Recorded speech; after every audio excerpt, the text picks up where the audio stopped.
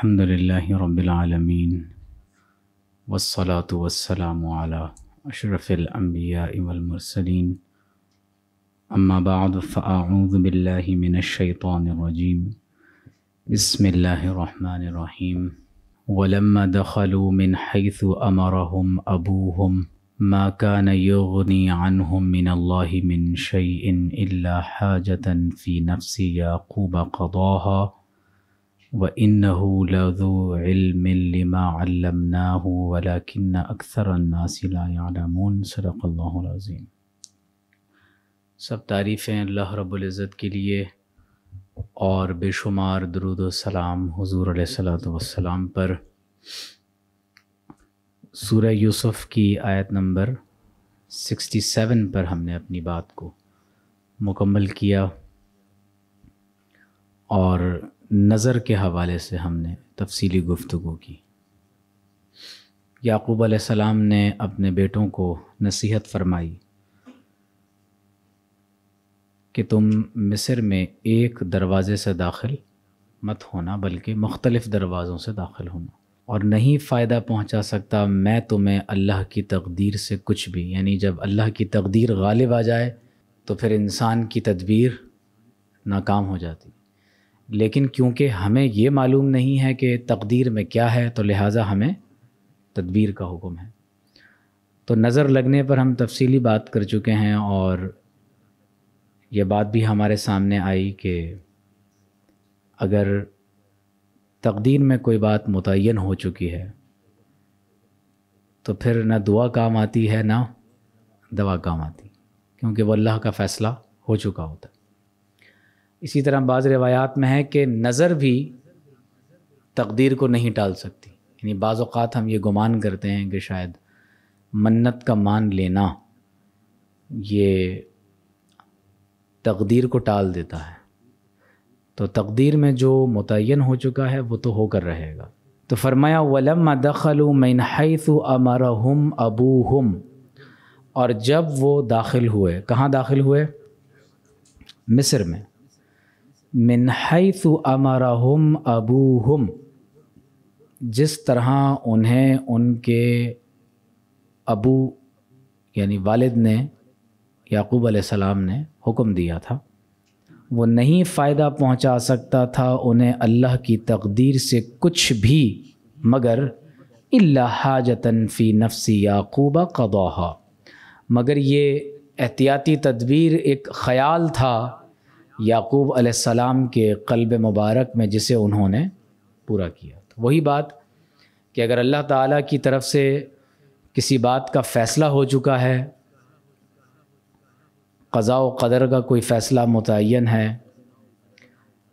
تو پھر انسان کو کوئی تدبیر نفع نہیں پہنچاتی۔ حضرت سلیمان علیہ السلام کے دربار میں رومی نے لکھا ہے کہ ہدہد موجود تھا، تو ہدہد نے کہا کہ میں آسمان سے اڑتے ہوئے زمین کے اندر پانی دیکھ لیتا ہوں، تو وہاں قریب ہی کوا موجود تھا، تو کوے نے کہا کہ یہ جھوٹ بولتا ہے، اس کو زمین پر شکاری کا بچھایا ہوا جال تو نظر نہیں آتا، یہ جال میں پھنس جاتا ہے تو یہ زمین کی تہہ میں پانی کیا دیکھے گا۔ تو ہدہد نے کہا کہ واقعتاً ایسا ہی ہے کہ میں فضا میں اڑتے ہوئے پانی دیکھ لیتا ہوں، لیکن جب قضا کا فیصلہ ہوتا ہے تو آنکھیں اندھی ہو جاتی، ٹھیک ہے، جب قضا اور قدر کا فیصلہ غالب آ جائے تو پھر انسان کے حواس کام نہیں کرتے۔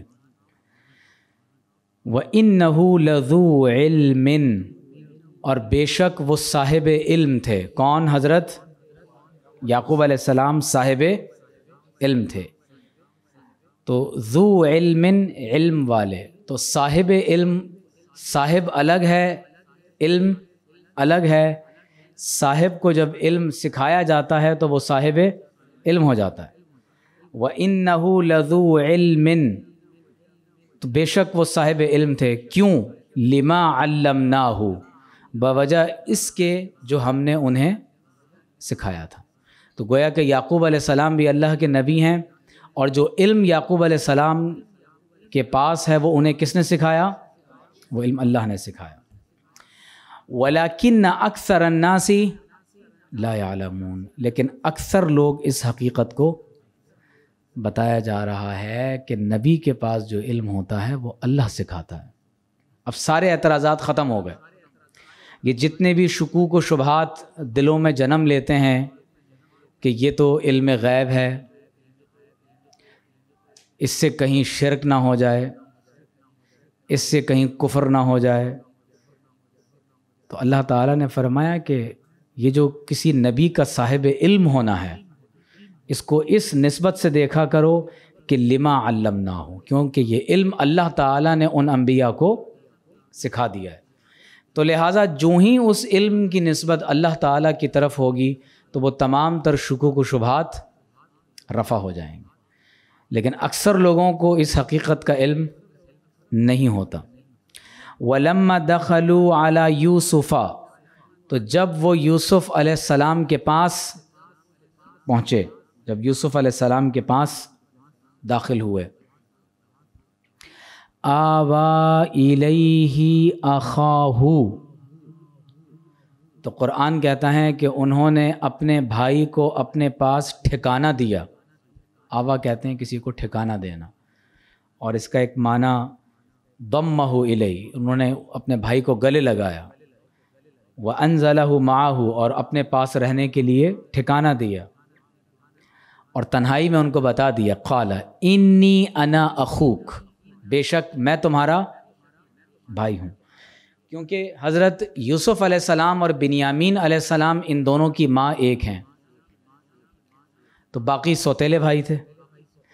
فلا تبتئس، تو آپ مایوس نہ ہوں، غمزدہ نہ ہوں، بما کانوا یعملون، یہ جو کام یہ سارے بھائی آپ کے ساتھ کرتے رہے، ظاہر ان کو احساس تھا کہ جب مجھے انہوں نے قتل کرنے کا منصوبہ بنا لیا اور مجھے کنویں میں پھینک دیا تو میرے بھائی کے ساتھ بھی یہی منصوبہ بندی کرتے ہوں گے، تو فلا تبتئس، تو آپ غمزدہ نہ ہوں۔ دیکھیے نفسیاتی طور پر جب انسان غمزدہ ہو، پریشان ہو، دکھی ہو، حزن و ملال میں مبتلا ہو، تو اگر کوئی اتنا کہہ دیتا ہے نا آپ غمزدہ نہ ہوں، لا تبتئس، آپ مایوس نہ ہوں، لا تحزن ان اللہ معنا، فلا تبتئس، آپ غمزدہ نہ ہوں، تو اللہ تعالیٰ نفسیاتی طور پر انسان کے غم کو ہلکا فرما دیتا ہے۔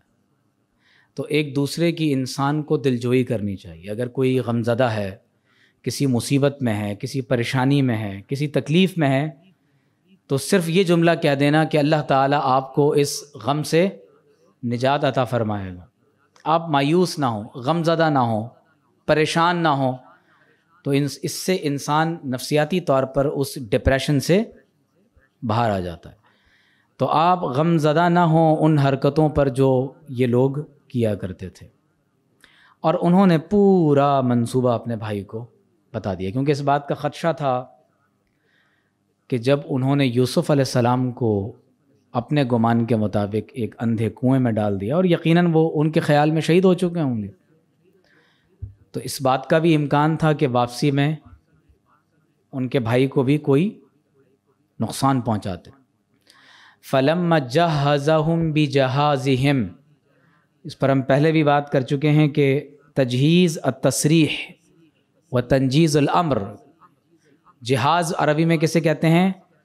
وہ ساز و سامان جو زاد راہ کے طور پر اختیار کیا جاتا ہے اسے تیار کرنا، جہیز بھی اسی سے ہے، اور مردے کی تجہیز و تکفین بھی اسی سے ہے۔ فَلَمَّا جَهَّزَهُمْ بِجَهَازِهِمْ، تو جب انہوں نے ان کا سامان انہیں فراہم کر دیا، بالکل قافلہ جانے کے لیے تیار ہو گیا، جَعَلَ السِّقَایَةَ فِي رَحْلِ أَخِیهِ، سقایا عربی میں کوب کو کہا جاتا ہے۔ السقایا والسواع شیء واحد، سقایا اور سواع یہ دو لفظ استعمال ہوئے ہیں اسی حصے میں، اسی واقعے میں۔ تو سقایا اور سواع پانی پینے کا پیالہ، ساقی سقایا پانی پلانا اسی سے ہے، ساقی پانی پلانے والا۔ تو جب آپ کے بھائی نے یہ گزارش کی کہ میں ان کے ساتھ واپس نہیں جانا چاہتا، یہ مجھے نقصان پہنچائیں گے، تو یوسف علیہ السلام نے ایک منصوبہ بنایا، جعل السقایۃ فی رحل اخیہ، تو آپ نے خود اپنے بھائی کے سامان میں، سواری میں ایک پیالہ چھپا دیا۔ اور ظاہر ہے کہ جب یہ پیالہ چھپایا گیا تو آپ نے اپنے تمام تر جو بہت خاص قسم کے لوگ تھے، دیکھیے آپ کا جو رابطے اور تعلق کا سرکل ہوتا ہے، اس میں آپ کے کچھ خاص لوگ ہوتے ہیں کہ جن کے ساتھ آپ اپنی گھر کی باتیں، کچھ پرسنل باتیں آپ شیئر کر لیتے ہیں، اور کچھ بہت ایسی کام کی بات جو کسی اور سے نہ کہی جائے، ہو سکتا ہے کہ وہ آپ ان لوگوں سے شیئر کر لیں۔ تو یوسف علیہ السلام نے اپنے خواص لوگوں کو یہ بات بتا دی۔ کیوں کہا اور کیوں کیا اس کا ذکر ابھی آگے آ جائے گا۔ ثم اذن مؤذن، پھر ایک اعلان کرنے والے نے اعلان کیا، اور اذن تکسیر کے لیے ہے، مراد یہ ہے کہ بار بار اس نے اعلان کیا۔ مؤذن، اذان دینے والے کو بھی مؤذن کیوں کہتے ہیں؟ کیونکہ وہ اعلان کرتا ہے۔ ثم اذن مؤذن، پھر ایک پکارنے والے نے آواز لگائی، یعنی تکرار کے ساتھ۔ اور کیا آواز لگائی؟ ایتھا العیر، اے قافلے والو، اے قافلے والو۔ اس نے بار بار پکارا ان کو دور سے، اور ساتھ میں کہا انکم لسارقون، تم چور ہو۔ اور یہ جملہ ٹھیک بھی تھا، کیونکہ یوسف علیہ السلام کو انہوں نے ان کے والد سے چرایا اور لے جا کر ایک کنویں میں ڈال دیا۔ انکم لسارقون۔ حضرت سیدنا ابو بکر صدیق رضی اللہ تعالی عنہ جب حضور علیہ الصلوۃ والسلام کے ساتھ سفر ہجرت میں تھے، تو کسی نے رستے میں سوال کر لیا کہ اے ابو بکر، یہ آپ کے ساتھ کہ یہ کون ہیں؟ تو آپ نے جواب میں کہا یہ ہادی ہیں، رستہ دکھاتے ہیں۔ تو وہ شخص یہ سمجھا کہ مراد یہ ہے کہ ایک گائیڈ ہیں جو رستے میں سفر کا جو میپ ہے زیادہ جانتے ہیں اور وہ رستہ بتا رہے ہیں، لیکن صدیق اکبر کی مراد یہ تھی کہ دنیا اور آخرت کا رستہ دکھا رہے ہیں، اللہ کی طرف جانے کا رستہ دکھاتے ہیں۔ تو انکم لسارقون۔ اسی طرح حضرت عمر رضی اللہ تعالیٰ عنہ ایک مرتبہ کہیں تشریف فرما تھے، تو آپ نے دیکھا کہ پہاڑ کی چوٹی پر کچھ لوگوں نے آگ جلائی ہوئی۔ تو جملوں کا انتخاب بہت میٹر کرتا ہے۔ تو آپ نے یہ نہیں فرمایا یا اہل النار، اے آگ والوں، آپ نے فرمایا یا اہل الضوء، اے روشنی والوں۔ ٹھیک ہے؟ تو جملوں کا چناؤ، آپ کس سینس میں، کس معنی میں کیا بات کہہ رہے ہیں، یہ بہت میٹر کرتا ہے۔ تو یوسف علیہ السلام نے اپنے ساتھیوں کو سکھا دیا تھا کہ انکم لسارقون، یہ اعلان کرنا ہے۔ قالو، تو قرآن مجید میں اللہ تعالیٰ فرماتا ہے کہ قالو، یوسف علیہ السلام کے بھائیوں نے کہا، وَأَقْبَلُوا عَلَيْهِمْ، اور ان کی طرف متوجہ ہوئے، اس حال میں کہ یوسف علیہ السلام کے بھائی ان لوگوں کی طرف متوجہ ہوئے تو کہا ماذا تفقدون، کیا چیز ہے جو تم نے کھو دی ہے؟ کیوں چور کا جو ہے وہ شور لگا رکھا ہے؟ تو انہوں نے جواب میں کہا قالو، انہوں نے کہا نفقدو، ہم گم کر چکے ہیں، ہم کھوتے ہیں۔ مفقود سنا ہے آپ نے اردو میں؟ جس کو کھو دیا گیا اسے مفقود کہتے ہیں۔ قالو، انہوں نے کہا نفقدو، ہم گم پاتے ہیں کیا چیز؟ صواع الملک، بادشاہ کا پیالہ، عام پیالہ نہیں ہے، بادشاہ کا پیالہ ہے۔ اور بعض روایات میں اس بات کا ذکر ہے کہ اس پیالے کے دو سر تھے، ایک میں بادشاہ خود پانی پیا کرتا تھا اور ایک حصے سے اناج تول کر لوگوں کو دیا جاتا تھا، یعنی بہت قیمتی پیالہ تھا۔ اور بعض روایات میں ہے کہ سونے اور چاندی سے اس پیالے کو باقاعدہ مزین کیا گیا تھا۔ قالو نفقد صواع الملک، تو انہوں نے کہا کہ ہم گم پاتے ہیں بادشاہ کا پیالہ، وہ پیالہ ہے جو بادشاہ کے زیر استعمال ہے۔ وَلِمَنْ جَاءَ بِهِ حِمْلُ بَعِيرٍ، اور ساتھ میں یہ بھی کہہ دیا کہ جو شخص اس پیالے کو ڈھونڈ کر لائے گا تو بطور انعام ایک اونٹ پر لدا ہوا غلہ وہ انعام میں دیا جائے گا۔ وَأَنَا بِهِ زعیم، اور اعلان کرنے والے نے کہا میں اس کی ضمانت دیتا ہوں۔ اب ظاہر ہے کہ جو ہی یہ اعلان ہوا تو سب لوگوں میں کھلبلی مچ گئی، قحط کے ایام ہیں، اب سب لوگوں نے تلاش شروع کر دی کہ بادشاہ کا پیالہ کہاں ہے۔ وَالسَّاعُ يُذَكَّرُ وَيُؤَنَّث، اور ساع کو مذکر بھی کہا جاتا ہے اور مؤنث بھی کہا جاتا ہے۔ تو انہوں نے کہا قالوا تاللہ، انہوں نے کہا اللہ کی قسم۔ کئی طریقے ہیں قسم کھانے کے، واللہ، باللہ، ثم تاللہ۔ تو قالوا للہ، واللہ، قالوا تاللہ، انہوں نے کہا اللہ کی قسم، قد علمتم ما جئنا لنفسد فی الارض، اللہ کی قسم تم جانتے ہو ہم یہاں کوئی زمین میں فساد برپا کرنے کے لیے تھوڑی آئے ہیں، اناج لینے کے لیے آئے۔ وما کننا سارقین، ہم پیشہ ور چور تھوڑی ہیں کہ یہاں بادشاہ کے دربار میں آ کے اس کا پیالہ چھپا کر لے گئے۔